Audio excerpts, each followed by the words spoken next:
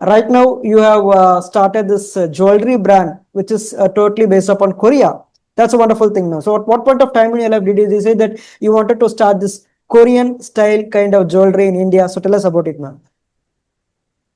So, Yagi actually happened very organically.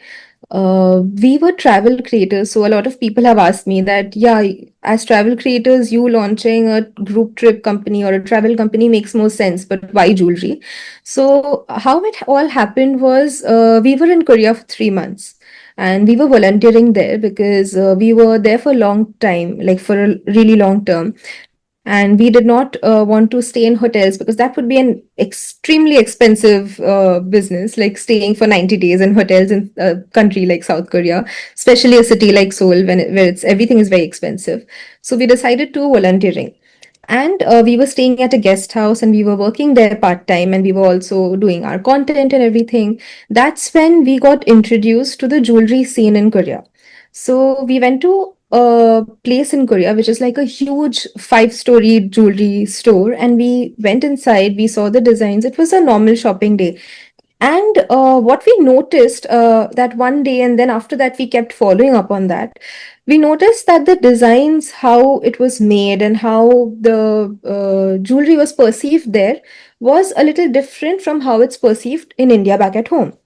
Because you will agree with me that jewelry is very important for Indians. Like for any occasion, for gifting, for any special occasion, for daily wear, for everything, like jewelry is a very integral part of Indian culture, especially gold jewelry. So for us, we were always like, but that idea did not somehow blend with the modern Indian woman, because the modern Indian woman spends most of the days of her week working and traveling, and they did not really align with that heavy jewelry anymore. What people want right now is jewelry that feels like they're not wearing anything at all.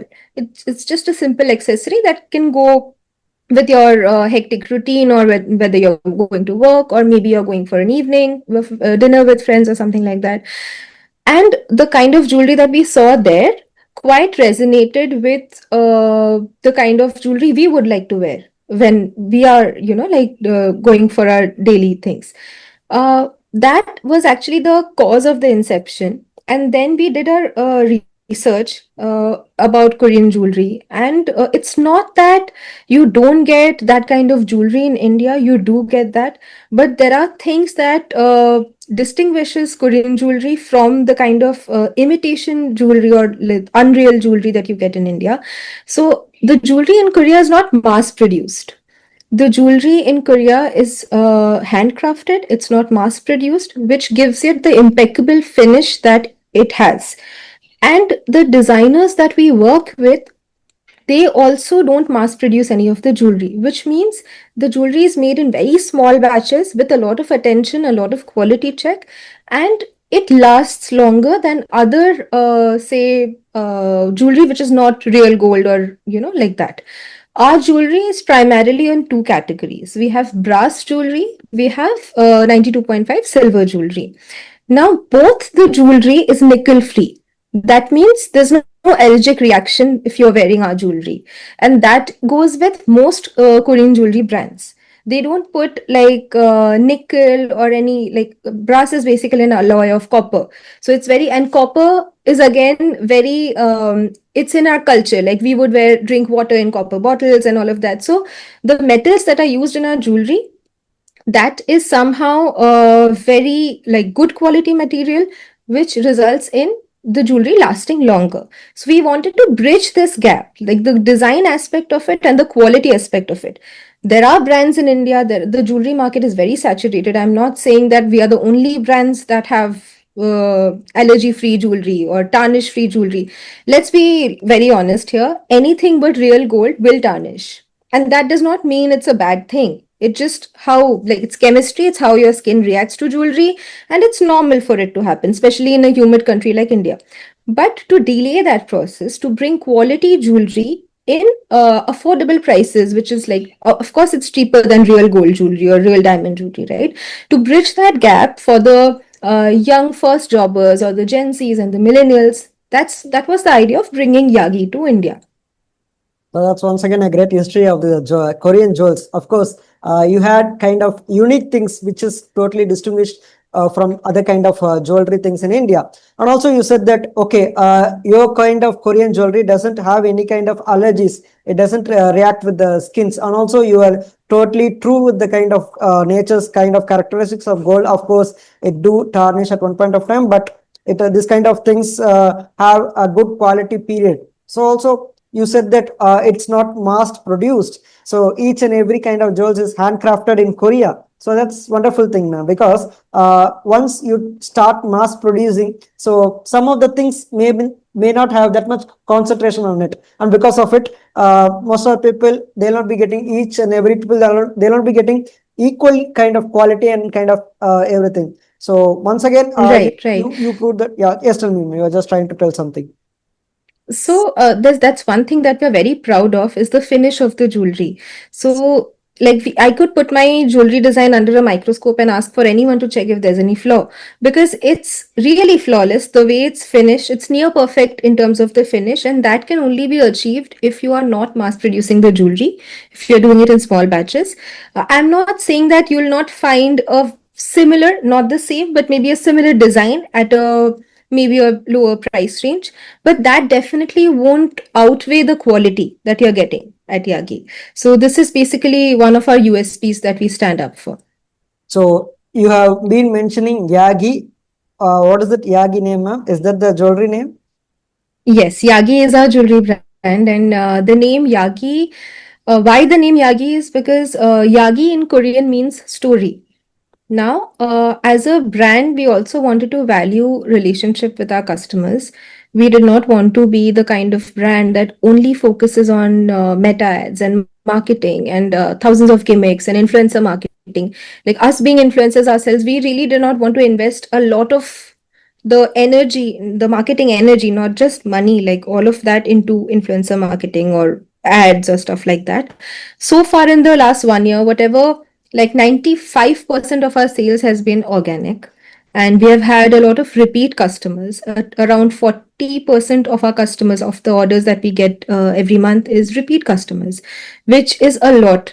So that means that people are wearing the jewelry, they are seeing it for themselves, they are trusting the brand for the first time, and once they are happy with the quality, they are coming back. And when they're coming back, they're gifting it. It's not just that they are buying for themselves, but a lot of our jewelry goes as gifts because of the kind of packaging that we are aiming at. We put in a lot of like gifts inside our packaging, which you get as a surprise when you get the jewelry. You expect just a jewelry, but when you see a scented candle inside the packaging, that's like a surprise to you. So to order jewelry from us and send it as a gift would mean like you're gifting the entire experience. And that's what we wanted to stand up for. So, Yagi, like I said, means story. And here in Yagi, at Yagi, we want to encourage people to talk about themselves, to talk about stories, their own life experiences. It doesn't have to be very extraordinary, basically. Like every ordinary person, every other person you meet, everybody has a story to tell, if people just have to come and listen, right? So at Yagi, we want to be that platform where we want people to share their stories and relate to each other. It's a platform where people can come together and relate to people who are similar minded, who are going through similar experiences. If you see in our reels, also, you'll find a lot of customer storytelling.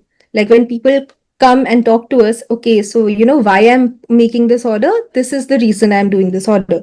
So when we do a packaging video for them or when we make a content regarding that, we talk about their stories, of course, with permission, because this is what we want Yagi to be. We want Yagi to be a little more than just jewelry. We want Yagi to be a safe space. We want Yagi to be an experience, a place where people can relate to each other, basically. Yeah, that's a great kind of gifting things, because people actually want to gift, and also at the same time it has to be unique. I think your kind of Korean jewelry is unique because of the kind of things that you have told before. So also tell us, ma'am, so the Korean jewelry is something like which most people always, typical Indians always want to buy gold, so also buy ornaments. So how do you think that apart from teenage, Gen Z and other kind of millennials, how do you actually kind of promote a kind of Korean jewelry to the Indian market, to each and every age category? So tell us about the kind of promotions that you do in order to make your jewelry business visible to each and every part of India, especially for women's month? Hmm. So the very good question. Now I don't want to compete with real gold jewelry. I'm not here to compete with real gold because real gold, particularly for an Indian landscape, will have a meaning of its own. Will obviously, like, when you go for a wedding, when you gift something for a wedding, you would want to go and gift real gold jewelry. That's how it has been for us, like generations over, and it's a part of the tradition. And I'm not trying to question that. What I'm trying to do is for people who are working, who are living in Mumbai, Pune, Bangalore, Delhi, and they have jobs, they have lives, they have like everything going on at the same time. For them, how affordable it is to buy different kinds of gold jewelry in a month. It is not that affordable. The prices are going up every day, and the lifestyle is changing every day. The big cities are getting more expensive by the minute. So, for them to have variety, for them to have that comfort without compromising on that quality, that's where I'm looking at.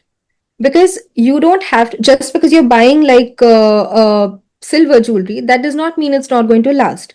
So you can buy 5 pieces of yagi in 20,000 and you can keep it and you can keep shuffling. You can have different designs, you can have different variety, but you cannot have the same kind of experience when you get a gold jewelry. Of course, both have different markets, both have different reasonings, but where yagi is placed is not in competition with gold jewelry, is in alignment with that.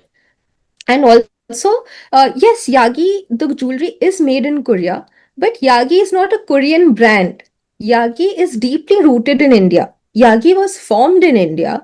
It's an Indian brand. We are Indians. The brand is registered in India. We want to cater to Indian audience. And how Indian audience? Because we are catering to the modern Indian woman. Like I told you, the lifestyle that she leads, the workouts she goes for, the office that she works in, the jewelry has to somehow fit into that perspective.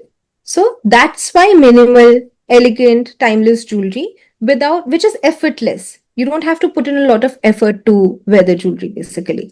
And but yeah, it's made in Korea, which is why it's India's first Korean jewelry brand, because the jewelry is like inherently made in Korea. But apart from that, all the values that we have, it's all for based for Indian customers to meet their needs, their requirements, and that is why there's no clash basically.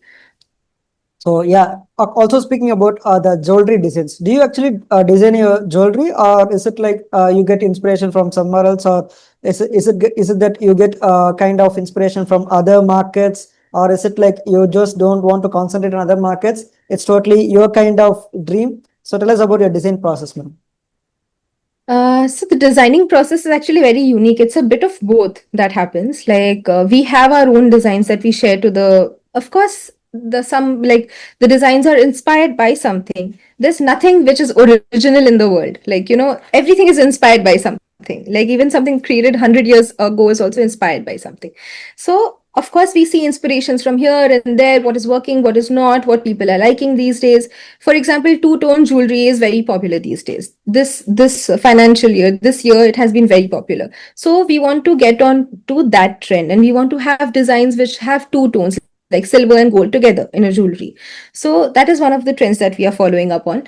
And also our designers, they come up with their designs, and we see, okay, so this is the kind of minimal festive jewelry that would probably survive in the Indian market as well. So we'll go for this design. So this process is basically a very collaborative process. It happens over like a month or two, and then it goes into production, and that's when the jewelry is finalized.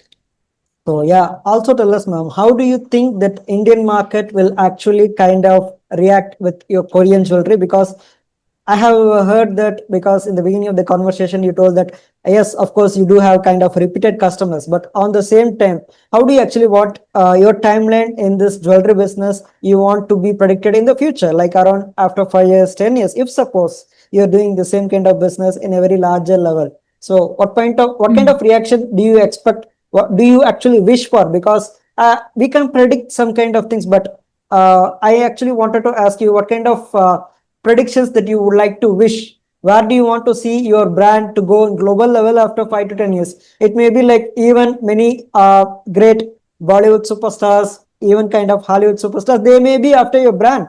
It may be like a great brand like Soroshki or something like that. So, do you have any ideas that you wanted to promote it to a hair brand? And tell us your future kind of ventures, your future wish that you wanted to do in this kind of jewelry business, man. Of course, I mean, if you ask me about it, I would probably place my brand even above Swarovski or anything. Like, I would want to grow there. Who wouldn't? But the thing is, I am not really focusing right now on numbers, on growth. Like, okay, so if I reach a certain celebrity, maybe my brand is more sought after. Like I said from the beginning, we want to focus on the customers, and that is always going to be our first priority. What we want from Yagi is that we want to grow Yagi from more than just a jewelry brand to something which is more, something that is deeper than that. We want to be a safe space, and today we are selling just jewelry. Tomorrow we might be selling something else like jewelry boxes or candles. I don't know. Like I'm just me talking to you. So we wanted to be a lifestyle brand which brings people together so that Yagi is like a feeling. It's not just a brand. When people buy from Yagi, they buy with a certain feeling. So when we go to when we buy a Tata car, right? We associate that brand with a lot of trust. There are different cars in the market, but when we go for a Tata car or when we go for anything like very similar, like when we go for a Marriott or a Hyatt or something, a five-star hotel, that emotion is different. When we go to Taj, the emotion is different because it is very Indian for us, right? And that emotion, because of either Ratan Tata or the group or the ideals they stand by, that emotion is different. So I want to build that kind of a connect, that kind of an emotion which people associate Yagi with. Like it should more feel like a community, and that's what Anisha and I, we are trying to repeatedly build over the next few years. And what growth that would lead us is welcome, and we are like open to that. Of course, that's a great thing, ma'am, because as you said that each and every Indian, typical Indian family, they always go behind great inspirations. Of course, Ratan Tata is one of the greatest inspirations. He's a great leader, great entrepreneur, whatnot. There is a lot of things to tell about him. And he has actually created a lot of brands which actually made Indian people to make their lifestyle even better. So they have associated each and everything with him. And as you said that there's a different experience when you go to Taj. There is a different experience when you work with great companies like under Ratan Tata. Of course, consider cars. Then if you go for Tata cars, then that's totally different. I'm just going to different kind of inspirations once you told about Ratan Tata. And as you said Right. that, that's a great wish from you because you always wanted to see your jewelry brand Yagi. That's always it always want to reach the hearts of each and every Indian. Once it reaches the heart, once you conquer each and every people's heart, I think that's very enough. No need to go and publicize. Yeah, because India is a, like, you have to understand whenever you're creating a brand in India is that we as a country, we are a very emotional country.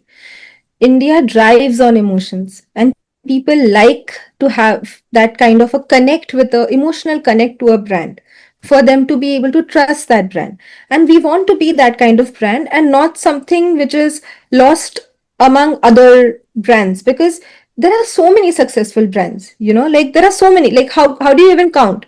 And that market is very saturated. And I'm not saying I don't want to be successful or I want to compromise on that. And of course, profits matter for everybody. Like, otherwise, how can you even sustain? You cannot.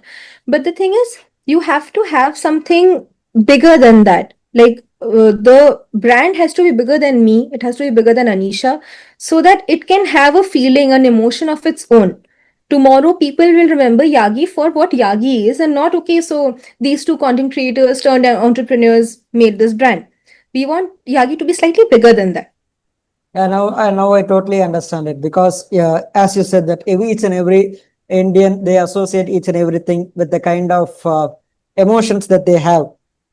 Once the emotions you build Right, up, the trust automatically builds up, and also at the same time, right. it's the brand they connect not mainly with the quality and the kind of experience. It's more about the emotions which they get. So I truly appreciate your kind of works that you work in Korean jewelry business, and I wish you all the best for your future ventures in this Korean jewelry business, because business in India in jewelry market is something like $1 billion business. I wish you soon to be in that $1 billion league, so that you'll be having a very great visibility, not only in India, not only in Korea, but also across the world.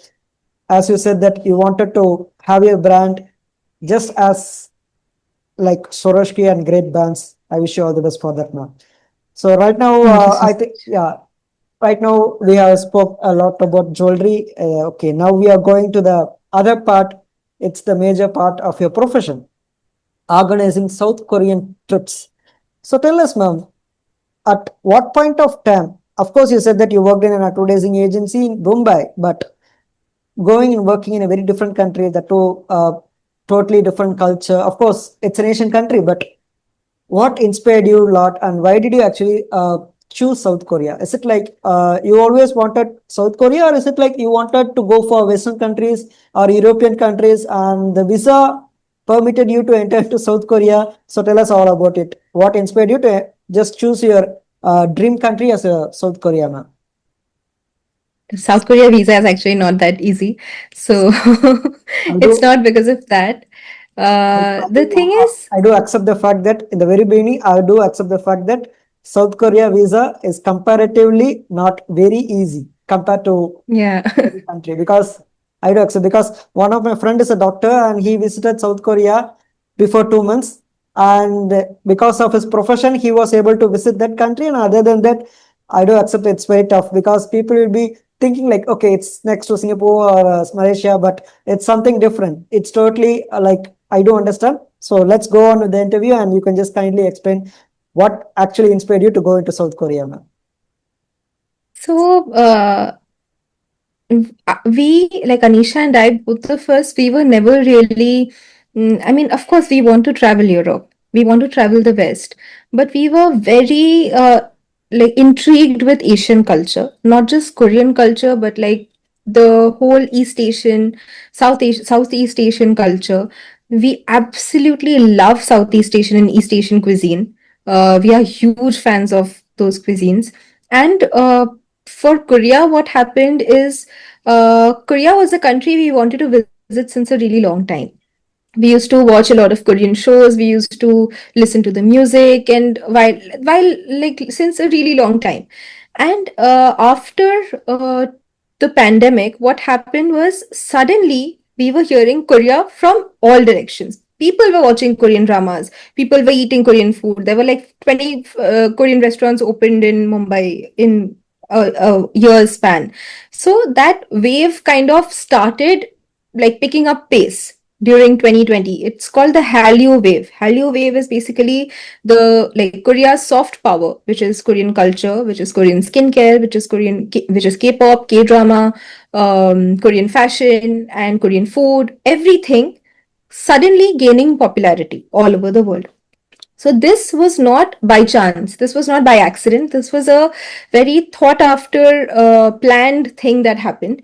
And we wanted to, and we were already quite invested in that culture. So we wanted to go and see the country, live in that country for a while. And because we love slow traveling, we don't like sticking to, like, okay, fixed 5 itineraries a day and doing it and just checking off things off your list and coming back, because that's, you don't really get to live like a local that way. If you want to live like a local, you have to stay in a place for a longer duration. So initially, that was the plan for Korea. Nothing more, nothing less. We just wanted to go to Korea, spend 3 months, experience the culture, experience the food and the country, and then come back. But it was a huge turning point in our life. Like Korea was supposed to be our first country, and then we were supposed to go to other countries. But IYAGI happened because we thought about the jewelry brand, and then we established that, and that started. So we had to come back to India, set up the business, do everything. And after that, when our travel page had a lot of Korea content, people inquired a lot about the group trips. People wanted to travel with us because they were seeing us travel Korea extensively over 90 days, experiencing things like locals. We had friends who were helping us explore. They saw our friends, they saw us enjoying the country, and they wanted to travel to Korea with us. So we thought we would just, as content creators and travelers, how travel creators do group trips, we will just do 2 and 3 group trips and be done with it. We'll not do anything more than that. So we started last year with 3 group trips, and we expected 10 people. 3 people joined in, and it was a huge loss for us. But then, because we had already committed to it, so we didn't want to back out from that. So we did the trip with 3 people, and it was one of the best decisions we had ever taken, because people saw that trip on our stories on Instagram, and they were like, oh no, this is genuine. Even if, like, by that time we did not have a registered travel company, we were just getting travelers to travel with us. And then we got ourselves registered, we did the other trips, and we had amazing response from the guests. And then this year, April, we had 16 people in our trip, and it slowly, very slowly, but very steadily, it grew from there. So then we did the whole thing. We got ourselves registered. We have different kinds of trips because we were getting more queries for private trips who wanted to, like families who wanted to come with us, because they were getting that immersive experience. What a lot of these cookie cutter tools, the, like, very fixed package tools, they are not able to provide. We were providing them local recommendations. We were providing them that assistance, on ground support. They were traveling with locals and they were getting to experience Korea from the eyes of a local. And all those things people were enjoying. So then that had to be more like, we had to make that concrete and turn it into a brand, which it is today. That's a great thing, man, because I always tell people that if you want to explore any country, do not go only to the kind of places like which, like, always regular kind of trips they actually make you to go. It's like if you want to really explore a country, get into the bus, talk to the locals, go and go to the places where actually it's not a great thing to visit. Like what to say, if you're visiting any country, there will be regular places to visit, but if you Right. just go there, they'll be like, what to say, if you're just coming to a country and if you're visiting places, like you're going to a building, standing there and taking photos, coming back, it's not like that. So Right. of course, only when you go to the locals, then you will be able to understand the culture, then you'll be getting a different experience. Of course, then only you'll be able to kind of taste that experience. I do accept it, ma'am.